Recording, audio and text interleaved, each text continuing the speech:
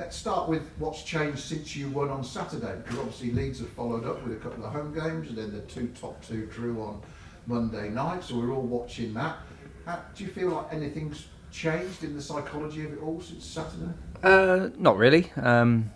Quite enjoyed watching the games actually, having done what we've done on Saturday, and that's pretty much all we can do is do our bit. Obviously, Ipswich and Leicester have been tremendous, so we just need to concentrate on ourselves.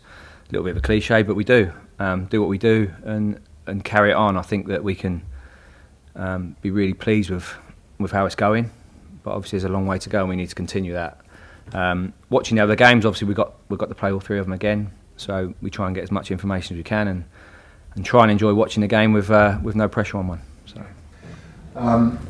We spoke to Joe Rothwell this week. How's he settling in? Obviously he came off the bench at Swansea, but Russell always says it takes time for someone to get used to what you do, so how has he been getting on? Really well. He settled into the group easily. I think it's quite a good group to come into. The dressing room's a good bunch of lads. They're obviously in a really good place themselves. I think it's slightly different if you come in a new player when the team's struggling. So first and foremost, it's going to be hard to get in the team. But Joe's done great. Obviously had first taste at the weekend, and he's getting lots of information very quickly. So that's a process, and obviously there's an opportunity again at the weekend to get some more information into him and learn from the minutes he plays on the pitch. So he settled in really well to the group, trained brilliantly the last 2 days, and so looking forward to seeing him take part. He's one of a number of players who I'm sure you will want to give minutes to on Sunday. And to me, the FA Cup can be taken seriously or not, given the priorities of the league. But why would you, in your situation, want to ruin the flow and momentum you have? So I guess the balance of the team is important, isn't it? It is. We certainly want to win the game. So first and foremost, we want to win. There will be some changes, of course, and lots of the players deserve to play. I think a real strength of ours over the period of unbeaten games is everyone's been used. I think Russ spoke about the stat about most goals from subs. So the players need to be ready, and they also deserve an opportunity to perform on the pitch. So there is a balance to be had, and we need to find that balance to make sure we're really competitive for the game. We want to win, but also lots of the boys deserve to be on the pitch, and we're going to need everyone between now and the end anyway. So we need everybody to be as ready as they can be. So minutes on the pitch is vital with that. We've obviously got a huge February and March coming up with lots of games, and so we need everyone to be ready to step on the pitch and perform how we need them to. I guess with Watford probably having the same thoughts, because looking at them, they're still a threat in the playoffs, of course, for the playoffs, and they've got good fixtures after you. But I guess the league game really bears no relevance then to what happens on Sunday. That you played in December, or does it? A little bit. We've obviously watched some stuff back, stuff that we didn't do so well in that game, stuff we did do well in that game. Seeing if there's similarities to how they've played of late. So we viewed this game the same as any other, really. The way we've analysed the opposition, the way we're approaching it with the working week. Obviously, it changed slightly with the Sunday fixture. But yeah, we'll take some stuff from the previous game that we did well, and a few bits that we need to improve on. But they'll obviously want to win the game also. So I think that Russ would say, or we would say, that whether we're home or away, we're going to approach it, and the game needs to be played on our terms, and that's how we'll try and play that way again. I guess you saying, we treat it the same is the message to the players as well. Don't treat this as any different to a championship game. Do exactly what we should be doing. Yes, right. I think we're pretty. I think the lads are pretty familiar on the process we take from game to game. We obviously reviewed Saturday's game as normal, gave the feedback. We've just literally finished unit meetings then from the weekend, which then helps this coming game. So the process as far as the way we work never changes. Although it's a cup game, there'll be information that we'll give individuals that maybe are playing that haven't, that might be a little bit extra, but yeah, we'll approach it in the same way, and it's a process we all firmly believe in. Just finally from me, can I ask you about the injured players that we thought might have a chance of getting close by the end of this month, i.e. James Breed, Samadozi and Suleimana possibly. How's the progress on those three?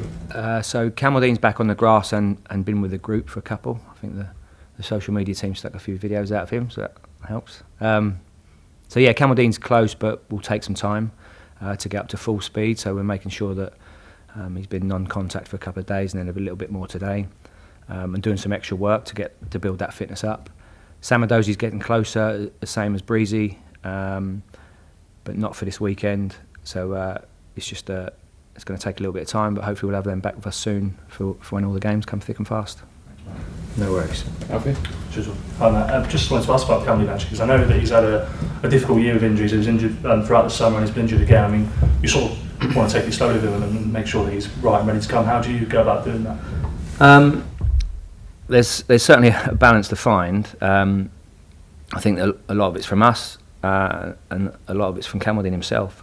So approaching everything that we ask him to do properly, which he looks to be doing. I think this, as a player, you hate reoccurring injuries, and so I think that he'll be desperate to be back fit and strong and firing as soon as possible, but obviously not to rush him back too soon. He just needs to apply himself brilliantly and see where it takes him, and obviously not worry too much about the injury. It's also a long time out. Has there been a chance for him, I suppose, to focus on other things in the game, maybe focus on understanding or what Russell Martin wants from him, things like that? Yes, obviously all the injured lads, they come into the unit meetings, they come into the team debrief that we have the first thing they see when they come back after a game. So all the lads are constantly getting information that they need to help, whether that's in possession, out of possession, or anything to do with the team. So I think, like I said to Adam, the way we work, they're constantly getting information, and it should help them to hit the ground running when they come back or start as a new player. I'll ask a couple of questions just about you, if I may, if that's all right. I mean, you're obviously you're here now. You had a long playing career. You've had quite a few jobs in coaching already. I suppose it's a double-edged question. I mean, first of all, how much are you enjoying working here? And I suppose what have been the key bits of your journey to get to this point? I'm obviously really enjoying working with Russ. He told me to say that, but no, it's obviously been a brilliant few months. Obviously, we were new in the club in the summer. Thoroughly enjoying working for the club, working with the staff and the players. I think there's a lot of upheaval that can happen when you move clubs. Obviously, the stuff outside of the training ground with family and stuff, so it can take its toll. Luckily, I've got a really supportive family, and as a group of staff, we rally around when you change clubs. So Dino has had the same with his young family, Ben and Reese. Obviously, we help each other through it. So that's part and parcel of moving around, I suppose. Some bits that people don't see. Kids starting new schools, that sort of stuff. But it's been thoroughly enjoyable, brilliant time. As far as the coaching journey, when I finished playing, I was desperately to work in an academy and be an academy coach, and lucky enough to work with the under-23s at Norwich. And perhaps saw myself doing that a lot longer than I did. An opportunity come along to work with Paul Lambert, an ex-coach of mine, which I couldn't turn down really. And then since then it's been pretty fast moving. 2.5 years with Paul, and then I think 5 weeks at MK Dons, sat down on my desk, and then we went to Swansea. So it's been certainly a lively period, but a really enjoyable one. And I think I've tried to enjoy every step of the way, and this is no different. It's been a great sort of few months, getting settled, new surroundings, new players. It's been really enjoyable, and I suppose we've got lots of young players, and that's particularly my interest of working with young players and helping develop, but also now having to win as well, which is great. Normally. Is that something you don't lose then? You say you want to work in the academy, so obviously developing young players and making people better footballers and people, I suppose, as well. You don't lose that. I think if you go into coaching, you want to help players. I think if you go into coaching not wanting to help players, then there's something wrong, and it's about something else. So yeah, I think our approach as staff, all of us. So Dean just wants to help keepers, wants to keep pushing all three keepers. I think we are quite demanding of the players, but that's part and parcel of them growing as players and people. us the same. We push each other as staff. But yeah, definitely seeing players. So in an academy environment, it was seeing players make debuts or get sold for money. Again, when you're working with young players in a first team environment, them being consistent in their performances, improving stuff that you've all looked at, I think it's really rewarding, and it's a great part of the job. And then you get to a point where here, which is slightly different to previous clubs, is that we have to win also. So that balance between development, winning games in a certain style, is really, really rewarding, and loads for us to get our teeth stuck into. So it's great. So yeah, I've loved that part of it. I'm sure you've spoken about it before, so please do forgive me, but you mentioned sort of going to MK Dons. You obviously made the right impression on Russell, he brought you in for a couple of weeks later. But how did that relationship start, and how has that sort of developed over the next 4 years? So we were teammates at Norwich together for a period of time. I mainly spent it on loan because I couldn't get in the team. And we pretty much stayed in contact towards the end of my career. When I was the 21s, 23s manager at Norwich, Russ was coming to the end, and so he ended up spending a bit of time with me in the under-23s team. Him and Daniel didn't see eye to eye. So, and I always make this joke, but when he came and played in my team or in the 21s, we had to have a deeper line because he couldn't particularly run at that point. But so yeah, we would then discuss stuff. Russ actually came and changed in the academy staff change room at that point.